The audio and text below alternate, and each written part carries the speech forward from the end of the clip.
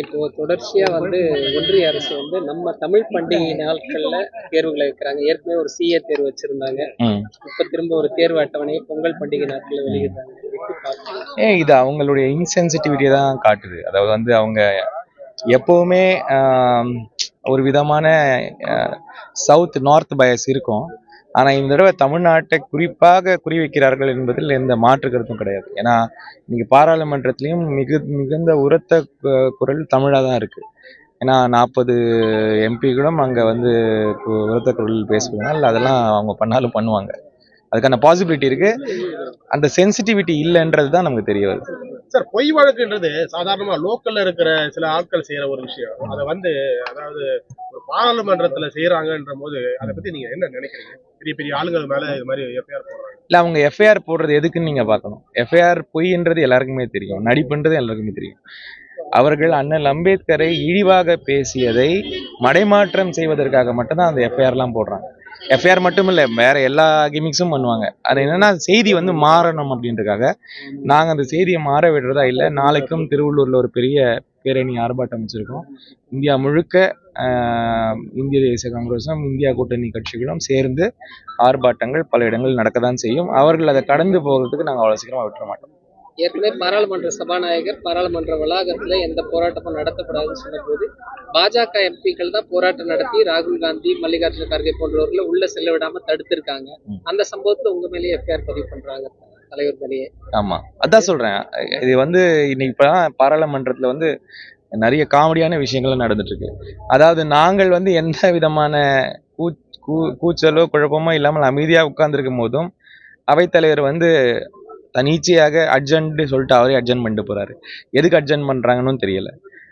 போராட்டங்களை எவ்வளோ அற வழியில வெளியே வச்சிருந்தா கூட அதை ஒரு வன்முறை ரீதியாக மாற்றுவதற்கு எல்லா முயற்சிகளையும் செய்யறாங்க.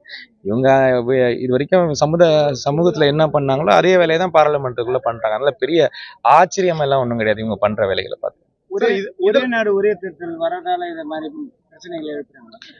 ஒரே நாடு ஒரே தேர்தல் இது எல்லாமே என்னை கேட்டால் இது ஒரு முட்டாள்தனத்தின் ஒரு பிரதிபலிப்பு.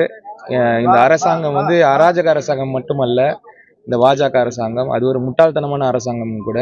நான் பல இடங்களில் சொல்லியிருக்கேன். ஒரு டென்யூர்லயும் ஒரு முட்டாள்தனம் பண்றது அவங்களுக்கு கேஷுவலான விஷயமா போச்சு. இந்த டிமானிட்டைசேஷன் பண்ணாங்க, அதை பத்தி இப்ப பேச மாட்டேங்கிறாங்க. அதனால அழிந்த குடும்பங்கள் தான் ஜாஸ்தி. அதுக்கப்புறம் NRCCAன்னு கொண்டு வந்தாங்க. விவசாய சட்டங்கள்னு விவசாயிகளை ஒரு வருஷம் அலக்கழிச்சாங்க. அதுக்கும் ஒரு பிரயோஜனமும் கிடையாது. இன்னைக்கு இந்த ஒரே நாடு ஒரு தேர்தல் இல்ல, அது ரொம்ப தவறான ஒரு பார்வை. அது சில குறிப்பிட்ட ஊடகங்கள் அதை அந்த மாதிரி ப்ரெசென்ட் பண்றாங்க. அவங்க அந்த மாதிரி ப்ரெசென்ட் பண்ணணும்னு அவங்களுக்கு உத்தரவு இருக்குது. ஆனா அண்ணல் அம்பேத்கர் எங்கேயோ ஏதோ ஒரு நாட்டில் ஏதோ ஒரு மூலையில மட்டுமே விரும்பப்பட்ட தலைவர் அல்ல. இந்த நாட்டின் வெகுஜன மக்களுக்கு உண்மையான கடவுள் என்பது அம்பேத்கர். அதனால எல்லா இடங்களிலும் மக்கள் கொந்தளிச்சு தான் இருக்காங்க. அவங்க ஆர்ப்பாட்டங்கள் செஞ்சுட்டு தான் இருக்காங்க. அதை எவ்வளவு தூரத்துக்கு இவங்க மீடியால கொண்டு வராங்கன்றது தான் இப்ப கேள்வி. அதை ஒரு பாயிண்ட்டுக்கு மேல அதை ஸ்டாப் பண்ண முடியாது. அது கண்டிப்பா அது தொடரும். கண்டிப்பாக இப்போ அதுதான் பார்க்க போறோம். இதை பத்தி நிறைய எம்எல்ஏ அவர்கள் டே 1ல இருந்து அவர் புஷ் பண்ணிட்டு இருக்காரு. நிறைய விஷயங்களை பண்ணி முடிச்சிருக்காங்க.